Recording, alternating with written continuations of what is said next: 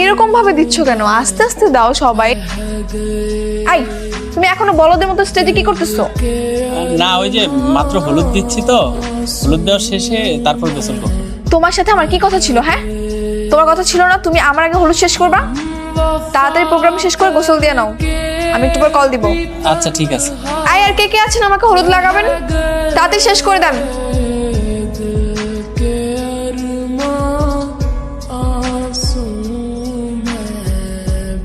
Hello, কিরে বন্ধু, কই তুই? কোথায় আবার? তুই জানিস না কোথায় আছে? কাজিনের বিয়েতে। তোকে এত করে থাকতে বললাম, তুই তো চলে গেলি। শুধুই কি কাজিন, নাকি তো সে ছোট্টবেলার ক্রাশ কাজিন? দেখিস বন্ধু, এখনো কিন্তু সময় আছে, তুই চাইলে তোর মনের কথাটা খুলে বলতে পারিস। বলে আর লাভ নেই রে, ওর পছন্দের ছেলের সাথে ওর বিয়েটা হচ্ছে।